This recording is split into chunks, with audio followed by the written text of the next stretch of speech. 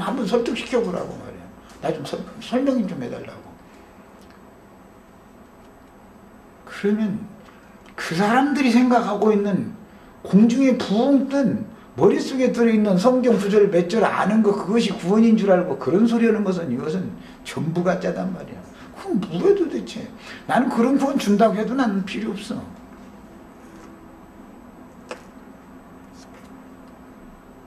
갈릴리 바닷가의 어부들이 하나님의 사람이 되어졌고 마무리를 할 때 내가 이 장막을 벗어날 때가 왔다.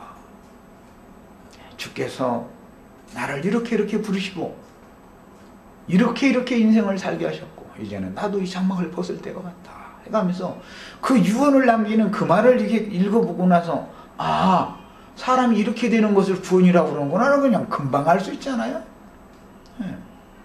우리 형제 자매님들도 이런 말을 잘 이해를 하시길 바라고, 다윗이 마지막 말을 남긴 것처럼 이 장막을 벗어날 때가 가까이 온 것을 알고 자기 육신의 자녀들에게 뭐 재산 나눠주는 얘기를 하는 것이 아니라 내가 주님께로부터 이런 은혜를 입었는데 너희도 이런 은혜를 너희도 또 있기를 바란다. 이런 말을 남길 수 있어야 된다 이거예요. 구원받은 사람이 그런 말을 할 줄 모른다면 뭐예요 그게 도대체. 그 다음에 항차 다윗은 이스라엘 왕국을 세운 하나님의 아들이요 하나님의 후사였으니 그 인생을 결산해야 하는 시점에 이르러 자신의 인생을 되돌아보면서 오늘 있기까지 전 인생을 자신과 함께 살아주셨고 자신의 인생이 되어주셨던 하나님의 은혜를 생각하면서 감격적인 찬양시로 하나님께 영광을 돌리는 이런 시가의 말씀은 하나님께서 정말 택하시고 그렇게 이 지경이 될 때까지 함께 하시면서 이렇게 높은 수준의 사람이 되도록 즉 하나님의 형상을 그 속에 이루어 놓으신 하나님의 구원의 손길이 다윗의 찬양시를 통해서 묻어나는 것을 읽을 수가 있습니다. 이것이 다윗의 마지막 신앙 간증이다. 이 땅에 남겨놓는 마지막 말이니까. 디모데 전후서나 아까 내가 소개할 때 베드로 전후서나 요한 1, 2, 3서나 이런 데 보면 다 그들이 이 생애를 마지막 남길 때 내가 이 장막을 벗어날 때가 왔다. 그 말을 다 똑같이 그 말을 하잖아요. 그거는 뭐예요? 다윗의 이 찬양시와 같은 내용이 그런 내용이다. 고기잡이 어부 불러다가 그런 말을 세상에 남기고 주님 품에 가게 한다는 것이 이것이 구원이다. 하나님이 하신 구원이다. 그 다음에 그 누구라도 주님의 마지막 부르심인 죽음을 앞두고 그 자녀손들 앞에서 어떤 말을 남기며 무엇을 유품으로 남기느냐. 지금 다윗은 하나님께서 그에게 위임하셨던 이스라엘을 다스리는 왕위를 솔로몬에게 유품으로 남기는 이제 말을 했는데, 디모데 후서에서 보면 바울 사도는 자신의 유품을 세 가지를 얘기를 했습니다. 첫째는 자기의 겉옷, 그 다음에 가죽 종이에 쓴 성경, 그 다음에 또 한 가지 지금 얼른 생각이 안 나는데 그걸 가지고라고 그랬습니다.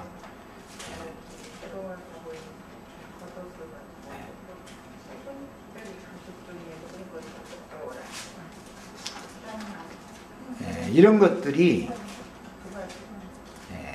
유품으로 남겨주는 거예요. 우리도 그런 걸 남기고 가야 된다. 후손들에게. 유품이라고 그래요. 그게 바울 사도가 주님께로부터 전수받은 것이고 책은 말씀을 말하는 것이니까. 그 다음에 겉옷이라는 것은 주님을 위해서 일생을 산 다윗의 삶이다 이거예요. 겉옷이라는 건 늘 사람의 행위를 말하는 거예요. 그 인생을 말하는 거예요. 그러니까 그런 것들을 자기의 후계자에게 또 이렇게 물려주고 가는 거예요.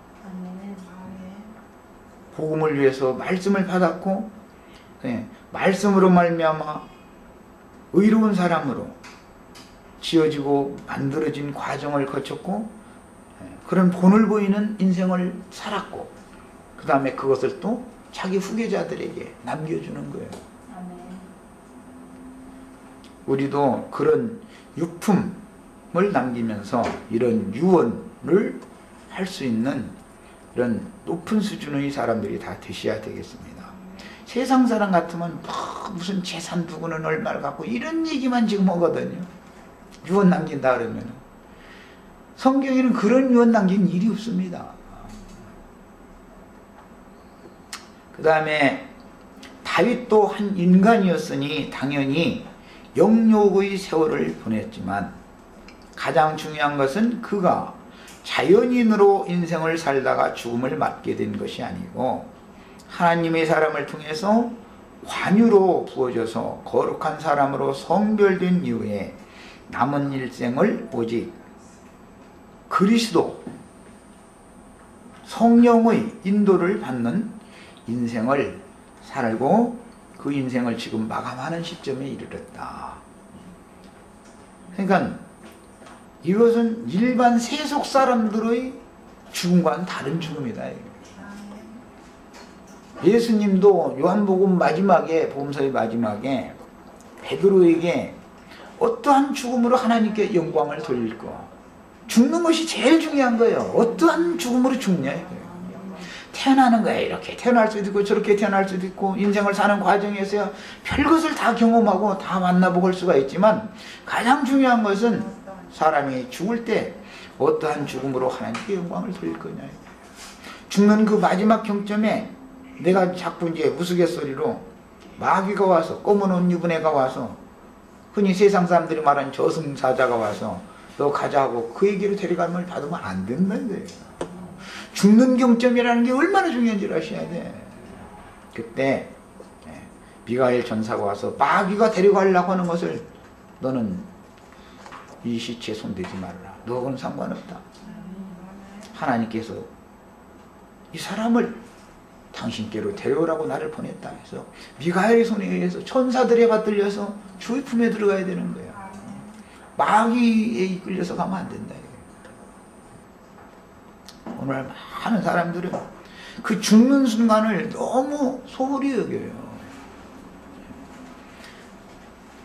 그 죽은 이후에는 사람이 죽는 것이 하나님이 정하신 것이고, 그 후에는 그가 평생에 무엇을 생각하고 어떤 말을 하고 어떤 짓을 하며 사는 것에 대해서 다 결산을 해야 된다 이거예요. 당연히. 그런데 나에게 기름을 부으시고 내 인생을 지도해 주셨던 그분이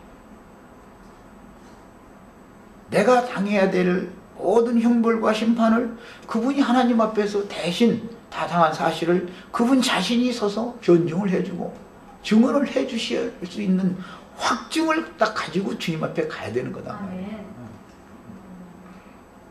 내가 직접 주님 앞에서 주님의 신문을 내가 받는다면 통과할 사람은 아무도 없어요. 누가 통과할 거예요? 금강산 속에 들어가서 돌을 닦았으니까 통과를 할 거예요. 히말라야 산 속에